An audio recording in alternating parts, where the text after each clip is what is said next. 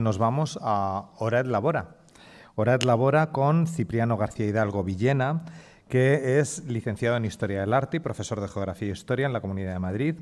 Cuenta con una amplia experiencia en docente e investigación, está especializado en arte de la Edad Moderna y, en concreto, las creaciones vinculadas a la corte y a los artistas cortesanos de este periodo. Ha realizado publicaciones tanto científicas como de carácter más divulgativo. Cipriano, muchas gracias, bienvenido. ¿Se oye? Sí, ¿no? Sí, ahora sí. Lo primero, quiero agradecer a todos que asistáis a este sexto encuentro entre el profesorado, porque si no asistimos a este sexto encuentro entre el profesorado y no compartimos todas estas experiencias, pues a veces da la sensación de que vivimos en una torre de marfil y tienen que volver a hacerse estos encuentros, y además me encantaría que volvieran a hacerse con la frecuencia con la que se hacían. Así que muchísimas gracias, Enrique, lo primero, por organizarlo, al área de educación por permitirlo, y a todos ustedes por estar aquí, porque ya digo, si no estamos, esto no sale adelante. Bien, yo soy una persona osada e inconsciente, las dos cosas, osada e inconsciente. Entonces vengo a hablar de una propuesta que todavía no he llevado al aula porque el calendario es el que es y la tengo pensada para segundo de la ESO, donde la historia se nos ha vuelto imposible de dar. Porque, como bien sabéis, tenemos que dar la historia medieval y moderna, y además en mi centro, el IES Altair en Getafe, empezamos por geografía, en segundo de la ESO también. Entonces ya he dado geografía humana, pero entonces la propuesta está, espero que me dé tiempo a hacerla a final de curso. Mi propuesta era un acercamiento al papel y roles de las mujeres que entran en religión durante la Edad Media y moderna, sobre todo moderna, que es la edad que a mí más me gusta, y también su reflejo en las colecciones del Museo del Prado. Porque todos somos conscientes de que los temarios se nos han quedado cojos en cuanto a historia de las mujeres se refiere, y cuando hablamos de mujeres hablamos muy en general, y en los casos particulares hablamos de nombres vinculados a la política. Y a mí me parece interesante y me parece que puede ser muy curioso llevar al aula el diferente papel y rol que tenían las mujeres en la Edad Moderna, en una sociedad estamental, y cómo una mujer que entraba en religión normalmente acababa teniendo unas cotas de libertad muchísimo mayores que las mujeres que estaban destinadas al matrimonio. Sobre todo estoy pensando en las élites políticas, ¿no? En un curso que hice sobre mujeres ¿no? en la Casa de Austria, una de las ponentes nos decía que te metieran a monja o que entras en religión era una garantía de una larga vida, porque las mujeres de las casas reinantes obligadas a tener descendencia acababan muriendo jóvenes por problemas con el parto, ¿no? De tal manera que Margarita de Austria, la mujer de Felipe III, muere muy joven, mientras que Margarita de la Cruz, que vamos a ver ahora, llegó a los 80, ¿no? A los 80 años. Con lo cual, la idea, la propuesta era acercarnos. Como ahora estamos muy vinculados también a esta idea de los objetivos básicos de desarrollo, mi propuesta creo que toca bien dos de estos objetivos básicos, la educación de calidad y la educación en igualdad de género. Conociendo cómo se han comportado las sociedades del pasado con las mujeres, entenderemos también cómo debemos cambiar o no estas cosas. Los objetivos de mi propuesta serían apreciar y valorar el patrimonio cultural y artístico, conocer el papel de las mujeres en la sociedad del antiguo régimen, descubrir el papel de las relaciones familiares en las élites del poder en la Edad Moderna, los poderes en la sombra, conocer el contexto político y social de la península ibérica en la Edad Moderna, encontrar referentes sobre la valoración del trabajo de la mujer en la Edad Moderna, aprender a reunir información y a transmitirla de forma clara y fomentar el trabajo colaborativo y la reflexión. Bien, y entonces he dividido la idea en tres grupos, ¿no?, de mujeres que entran en religión. Monjas vinculadas al poder, sería el primero de los grupos, y bueno, esta es la genealogía de los Borgoña, Habsburgo, Aragón y Portugal. Sé que no se va a ver muy bien, pero lo que me interesa es que vamos a hablar de María de Austria y de Juana de Austria, las hermanas de Felipe II, y vamos a hablar también de la familia de Rodolfo II, ¿no?, uno de los hijos de María de Austria. Porque estas mujeres de la Casa de Austria fundan aquí en Madrid un lugar, ¿no?, que van a tener, o que va a tener una importancia política fundamental, ¿no?, que es este monasterio que tenemos aquí, el monasterio de las Descalzas Reales. Y en este monasterio van a tener un papel fundamental, aparte de la fundadora, que ahora hablaremos, la emperatriz María, aquí vestida como viuda, que es un tema que también me parece muy interesante, lo que nos cuenta los hábitos y las ropas, su hija, Sor Margarita de la Cruz, y su nieta, Sor Ana Dorotea de la Concepción, marquesa de Austria. Porque el papel de las mujeres en la sociedad del antiguo régimen, en general, pues si estamos hablando de mujeres de familias nobles o de familias reinantes, pues tenían que ser o reinas, madres, o viudas o monjas, ¿no? No hay mucha más opción. Este monasterio lo fundan Juana de Austria, que es la que tenemos a nuestra derecha. Estoy pensando en revés y no me sale. Sí, a nuestra derecha. A nuestra izquierda tenemos a su hermana, la emperatriz María de Austria. He buscado imágenes que estén expuestas en las salas del museo. En la sala 56 están las dos. Y también he puesto los números de catálogo porque el recurso fundamental para todo esto es la web del Prado, y la web del Prado es una herramienta potentísima y da muchísima información y ayuda muchísimo si sabemos manejarla, y casi todos la habremos usado. Bueno, Juana, que es un personaje fundamental e interesante, fue regente de su padre, regente de su hermano. Se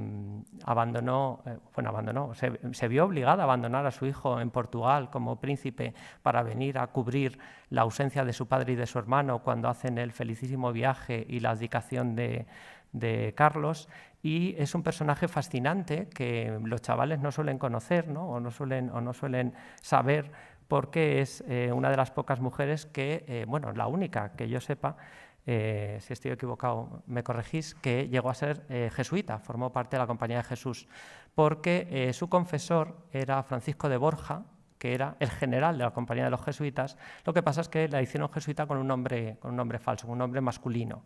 Claro, no podía constar que ella era de la Orden de Jesús. Fundó el convento de las Descalzas Reales en el palacio en el que había vivido, el palacio que era del contador de Castilla, ¿no? Y lo fundó como monasterio de Nuestra Señora de la Consolación de monjas franciscas, siguiendo la orden de Santa Clara de Beulat, que es una monja francesa del siglo XIV, ¿no? En la corte, en las Descalzas se va a montar una corte en paralelo durante finales del XVI y principios del XVII, que va a contraponer al propio poder del Alcázar, que estaba bastante cerca, ¿no? Bueno, aquí tenéis los datos de la fundación. Se fundó con monjas del convento de Santa Clara de Gandía, que es la localidad a la que pertenecía, de donde provenía Francisco de Borja, que era el confesor de Juana. Y la idea es que se formaba un doble espacio, el convento y un palacio, para que se retiraran damas de la familia de los Austrias, ¿no? Aquí tenemos el exterior y el salón real, donde estarían los retratos de toda la familia. En este convento de las Descalzas Reales va a profesar como monja la hija pequeña de la emperatriz María de Austria, que es la que tenemos a nuestra izquierda. La emperatriz María de Austria, casada con su primo Maximiliano II, es otro personaje también fascinante. Maximiliano y ella también fueron regentes de Felipe II en un tiempo en Castilla, es decir, ejercieron poder. María se mantuvo siempre en la ortodoxia del catolicismo, mientras que su esposo Maximiliano iba a misa 2 veces al día, misa protestante y misa católica, porque era protestante en secreto. No puede ser emperador de Austria y ser protestante. Entonces tenía que hacerse dos misas. María mandó a varios de sus hijos a educarse en Madrid con su hermano Felipe II para mantener la ortodoxia del imperio, ¿no? Para que los futuros emperadores fueran católicos y no protestantes. Es una vida también muy interesante la de María, y da mucho pie a hablar con los chavales y con las chavalas de clase acerca de estas cuestiones, ¿no? De matrimonios políticos, ideas diferentes. María y Maximiliano no se hablaban, pero tuvieron una purrela de hijos, ¿no? No recuerdo el número exacto, pero cerca de 10. Y eso a los chavales les suele chocar bastante. Porque dicen, ¿y no se hablaban? No necesitaban hablarse, en realidad. La hija pequeña, Sor Margarita de la Cruz, vino con su madre cuando su madre se quedó viuda, y su madre vino a ingresar como viuda en el convento de las Descalzas Reales, y la idea principal o primera era que viniera a casarse con su tío Felipe II, que también era viudo, de su hermana Ana de Austria. Pero Felipe II ya era mayor, ya tenía 70 y tantos años, tenía un heredero en la figura de Felipe III, tenía las 2 hijas también que había tenido con Isabel de Valois, Isabel Clara Eugenia y Catalina Micaela. No le interesa para nada casarse con Sor Margarita, y además Sor Margarita quiere entrar en religión, quiere ser religiosa. Eso seguramente alargó su vida, porque Sor Margarita de la Cruz, ya os he dicho que llegará a una vida, vivirá muchísimos años.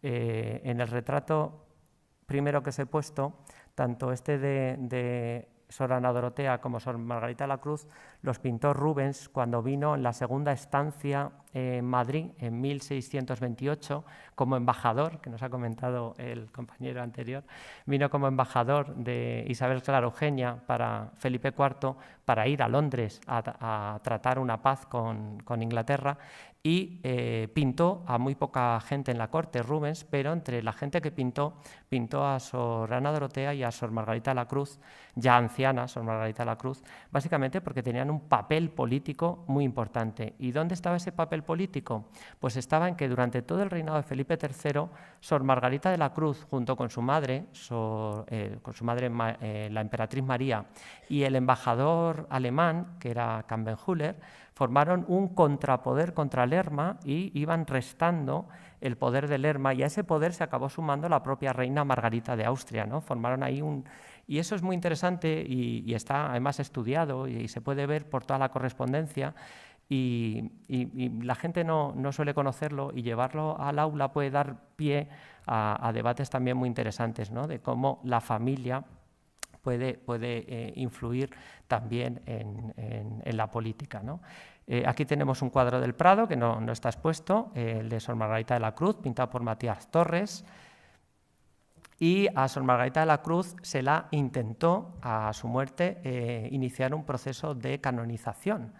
Y entonces se escribió una vida por parte de Juan Palma, que era uno de los frailes de la orden franciscana, que había sido su confesor, y se hizo una serie de grabados que cuentan la vida de Sor Margarita para ese hipotético proceso de canonización que no pasó de ahí. Se acabó publicando el libro en 1636 y tiene estos retratos tan interesantes. Al final de su vida, Sor Margarita perdió la vista y no podía escribir las cartas, y entonces utiliza a su sobrina, Sor Ana Dorotea de la Concepción, para que le redacte las cartas y se quede como secretaria. Y cuando muera Sor Margarita, Sor Ana Dorotea hereda, digamos, el cargo y el poder, y Sor Ana Dorotea despachaba correspondencia diaria no solo con Felipe IV, sino con los papas, los nuncios, el emperador alemán, y esos lazos políticos me parece que son muy interesantes también para tratar. Sor Ana Dorotea de Austria, que aquí la tenemos en uno de los retratos que le pintó Rubens, era hija ilegítima de Rodolfo II, el emperador del Imperio Austríaco. Y tenéis aquí el retrato que posee el Museo del Prado, anónimo de Rodolfo II. Sor Ana Dorotea tiene una vida también apasionante, es un personajazo. Era hija ilegítima, Rodolfo II no se casó nunca por miedo a una profecía, ¿no? que le habían dado, y pues tuvo varios hijos con una amante que era Catalina Estrada, era hija de un marchante y artista de origen italiano, Jacopo Strada. Sor Ana Dorotea entró como monja a los 11 años en el convento de Clarisas de Viena, cuando le llega la noticia a Sor Margarita de la Cruz, la reclama, que vaya a Madrid, ¿no? Para que tengamos en cuenta la excepcionalidad de un personaje como Sor Ana Dorotea, Felipe IV firma en 1556 una nota en el que pide que le dan licencia para que pueda, siempre que quiera, confesar, dar audiencias y hablar por la grada y ventanilla que está a espaldas al altar, que puede tener llave para el ejercicio de dichos ministerios. Es decir, que ella se podía reunir con quien quisiera, cuando quisiera y a la hora que quisiera, sin orden ni nada. Y además, para su sustento, no va a comer de la comida del convento, sino que se le lleva comida del alcázar que sale de las sisas del mercado de la Plaza Mayor, ¿no? Es decir, esta señora va por libre, vive en el convento, pero va por libre, y tenía su propio dinero y su propia herencia de su padre. Y nunca perdió el título, era marquesa de Austria su título, y nunca lo perdió. Con el dinero de la herencia de su padre lo que hizo fue engalanar las Descalzas Reales. Pintó la escalera, no sé si conocen el convento de las Descalzas Reales, la escalera impresionante, la pagó, la financió Sor Ana Dorotea de Austria, y un retablo de espejos precioso que está en el claustro alto dedicado a la Virgen de Guadalupe. Bueno, como cosa curiosa e interesante, que me encanta leerle a los alumnos, Sor Ana Dorotea vino de Viena por la ruta italiana, y en el panegírico que se hizo a su muerte se cuenta que casi muere viniendo a Madrid, ¿no? Entonces dice que al tiempo que se había de ejecutar su jornada para esta corte, por estar poco segura la Italia y arder el norte en viva guerra, pareció más conveniente que viniera desconocida y acompañada de pocos criados, aunque bastantes para su regalo y servicio, pero ocultando siempre las demostraciones que pudieran dar a conocer su grandeza. Con este disimulo partió de Viena y pasó por Alemania y por Italia hasta llegar a Génova, donde embarcó y navegó la costa de Italia, Francia y el Golfo, hasta dar vista a España con felicidad. Pero en breve los sobresaltó una escuadra de galeras turcos que puso a todos en tanto aprieto que temieron ser presa y destrozo de los infieles. El cabo de las galeras, donde venía esta real persona, pareciéndole que esta niña había de ser del despojo de los bárbaros, se resolvió echarla al mar, pareciéndole menos mal que pereciese por las ondas que exponerla a fracaso tan indigno. Pero, oh gran cruz de Dios, que oyó en las oraciones que la señora infanta Sor Margarita de la Cruz le ofrecía por este trabajo de su sobrina, en un instante la libró de este peligro con otro, porque volvió los vientos de tal braveza y furia que se dieron unas de otras las galeras y esta niña quedó libre de tan evidente peligro. Pero, oh dolor de nuestra inocente niña, creció la tempestad y con ella el riesgo, de suerte que fue preciso desparejar la galera en que venía, llevándola las ondas de una a otra parte por tener ya roto el árbol mayor. Los golpes del mar abrieron los estados de calidad, que hacía más agua que la diligencia humana podía despedir. Con esta lástima llena de lamentables suspiros y sentimientos de la desconsolada princesa, fue llevada de la furia de los vientos a la costa de Barcelona, donde la favoreció Dios, entre otros muchos barcos que salieron al socorro, con uno de un criado que había sido de su padre señor, emperador Rodolfo, el cual saltó en la galera, cogió a la desconsolada niña y llevándola consigo, se la arrojó a la galera del barco, y con este pedido de su atrevimiento la libró de tan notorio riesgo y la puso en Barcelona. Sí, bueno, es flipante, ¿no? Bueno, he puesto un cuadro de un naufragio, no porque cuente este naufragio, sino porque todos los naufragios tienen que ser muy parecidos, ¿no? Pero la gracia de este es que está pintado por José Carlos Borbón, que es un pintor de origen africano, era negro, que vino con Carlos III de Nápoles, ¿no? Y entonces se puede tratar el tema también de la alteridad, ¿no? y de otras razas y etnias. Prefiero decir etnias. Bien, teníamos las Descalzas Reales. Margarita de Austria va a crear su propio convento, el convento de la Encarnación, pegado al Alcázar de Madrid, y lo va a fundar con una monja recoleta, Agustina Recoleta, Sor Mariana de San José, que aquí la tenemos pintada por una monja, porque las monjas trabajaban y pintaban. Y es un tema que me parece también muy interesante. Sor Francisca Ortiz de Sotomayor o Sor Francisca de San José, que tenemos documentado que era pintora, ¿no? Y que pintó mucho.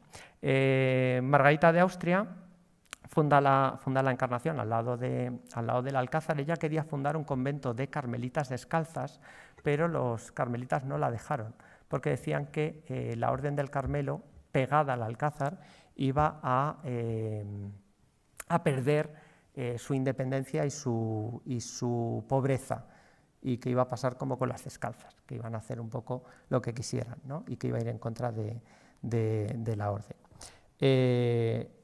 Aquí entraríamos en el segundo modelo. Hemos visto mujeres con papel político, ahora veríamos modelos de santidad. En el siglo XVII hay un modelo de santidad perfecto, que es el de Teresa de Jesús. Santa Teresa de Jesús, que además era de familia judía conversa, llega a los altares en 1622, en un proceso de canonización relativamente rápido, porque había muerto en la década de los 80 del siglo XVI, pero muy pautado y muy medido. Y a partir de aquí se crea el modelo de cómo tiene que ser la santidad, de cómo de medido tiene que ser el proceso de santidad. Y a toda monja que tuviera cierta fama, todos los confesores lo primero que le van a pedir es que escriba su vida, por si acaso, ¿no? Escribe tu vida. Y a partir de Santa Teresa tenemos una serie de personajes que repiten el modelo, ¿no? Aquí tenemos dos obras fantásticas de Alonso Cano, y Sor María de San José pues iba también para santa. ¿Y qué hacen? La retrata la orden y piden que cuente su vida y que escriba su vida. Y tenemos toda una serie de literatura mística, porque Sor María de San José tenía también visiones místicas, igual que Teresa de Jesús. Y tenemos toda la literatura mística, se puede trabajar también las descripciones que hace de esas visiones místicas Mariana de San José, que es un personaje muy interesante. También entre los personajes que nos pueden servir como modelo de santidad tendríamos esta venerable Madre Jerónima de la Fuente, pintada por Velázquez en 1620 en Sevilla, cuando iba a coger un barco rumbo a México para irse a fundar un convento de clarisas en Filipinas, con 70 años, ¿no? 60 y tantos. Lo que dice el texto, aquí abajo, pues os lo he transcrito aquí porque yo no lo veo y tengo la pantalla delante, imagino que la vista no. El verdadero retrato de la madre de doña Jerónima de la Fuente. Esta doña Jerónima de la Fuente era de una familia toledana noble, vivió en el convento de Santa Isabel de Toledo y va a ser la que funde el primer convento femenino en Filipinas, ¿no? en el siglo XVII. Se abrió proceso intentaron también llevarla a los altares, también se redactó una vida que tenemos aquí, ejemplo de todas las virtudes y vida milagrosa de la venerable Madre Jerónima de la Asunción, en este caso escrita por otro fraile, Fray Ginés de Quesada, donde se cuenta todas las desventuras y todos los milagros que se le atribuyen a Jerónima de la Fuente, ¿no? Hay muchísima literatura con este tipo de ejemplos. Y otro de los ejemplos que os quería traer es Sor María Jesús de Ágreda, que también es monja, que también tiene visiones. Además, Sor María Jesús de Ágreda en la época se decía que se bilocaba, estaba en Ágreda, Soria, y a la vez estaba en México convirtiendo a nativos. Y está muy bien llevarlo al aula y presentárselo a los chavales. Bueno, algunos de nosotros también nos bilocamos ahora con las tecnologías y estamos en clase virtual y en clase, ¿no? Ahora estamos en YouTube. Bueno, y Sor María de Ágreda, además, se carteaba con Felipe IV y están publicadas todas las cartas con Felipe IV. Felipe IV pedía ayuda política a Sor María de Ágreda porque Felipe IV siempre se sentía que todo era castigo por sus pecados y como Sor María de Ágreda tenía fama de santa, sus consejos solo podían estar bien orientados, ¿no? Y tiene un papel importante en muchas de las decisiones que toma Felipe IV, sobre todo a partir de que Felipe IV estuvo en Fraga, que es cuando en la visita hacia Fraga se desvió y pasó por Ágreda y conoció a Sor María de Jesús de Ágreda, ¿no? Y también os he traído como ejemplo otra monja menos conocida, la beata Josefa Mariana de Santa Inés de Beniganim, que es una recoleta agustina de Valencia. Y aquí tenemos un dibujo del Prado de Vicente López que está preparado para hacer la estampa, que existe también, ¿no? También Josefa María de Santa Inés escribe su vida, o escriben su vida, porque también se inició su proceso de canonización, que no pasó del primer estadio, por eso es venerable, no ha pasado de ahí, está venerable, beata, santa, los tres estadios. Venerable es cuando se inicia el proceso, beata es cuando se ha podido ratificar al menos un milagro, y santa cuando se han ratificado 3, hasta el tercer milagro no hay santidad. Eso desde el Vaticano II, antes era todo más fácil, ser santa antes era más fácil también. Y que bueno, que es un personaje que también tiene una vida interesante, tiene visiones místicas, habla con una figurita de un niño Jesús que tiene en su cuarto, ¿no? Habla con las imágenes de Cristo crucificado, y me parece muy interesante. Y el tercer grupo que os traía, y con esto acabaríamos nuestra presentación de monjas, sería las monjas artistas, las monjas que pintan, que trabajan en el ámbito artístico. Y aquí es muy interesante tener en cuenta estas palabras del prólogo del libro Pintoras, de Sara Ruballo y Ana Gallego, que se acaba de reeditar hace unos meses, que dice que debemos desechar la idea de que la historia es algo inamovible y estancado para pensar que está viva y que cada acontecimiento, nuevo descubrimiento o investigación es posible que haya que añadir, cambiar, mover, rectificar determinados hechos que se consideraban seguros.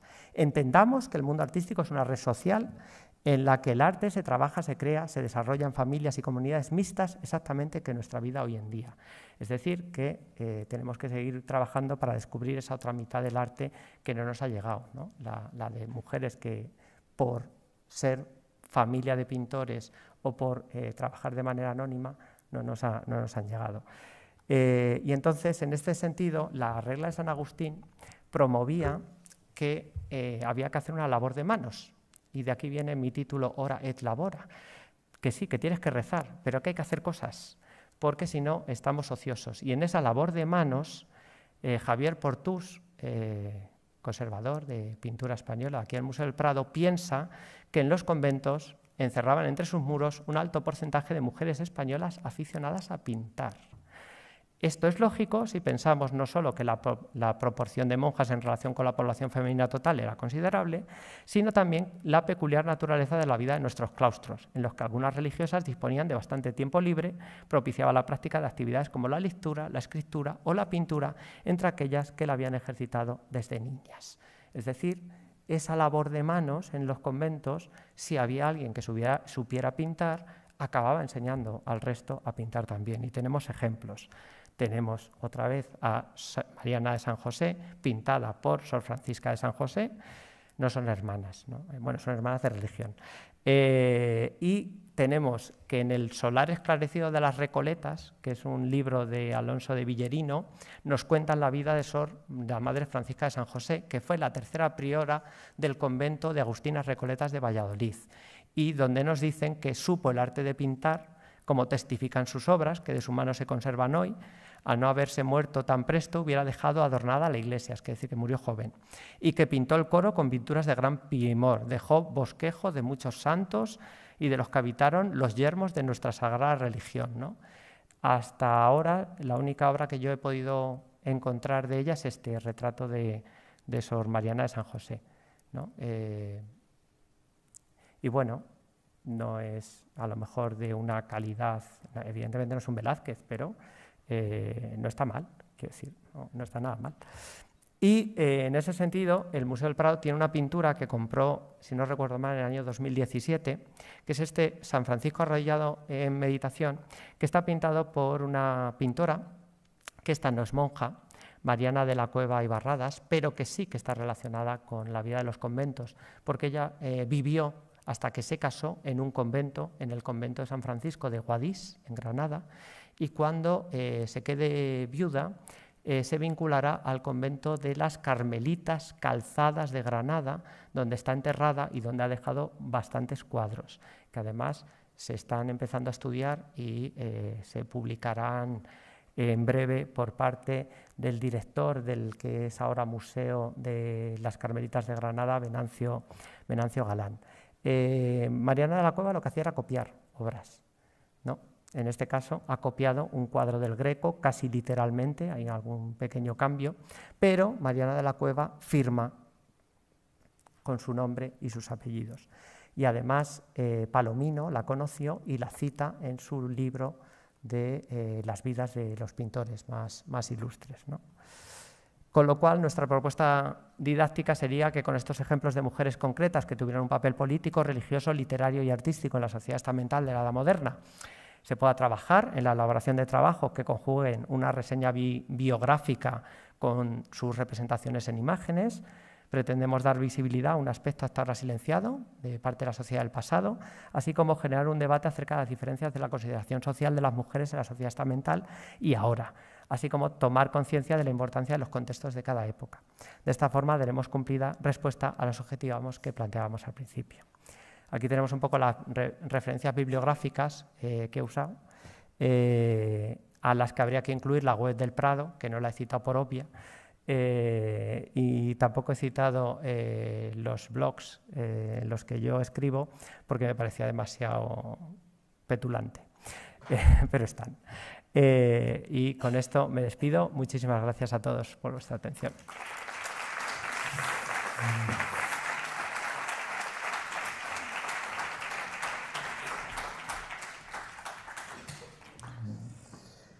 Pues muchísimas gracias, Cipriano.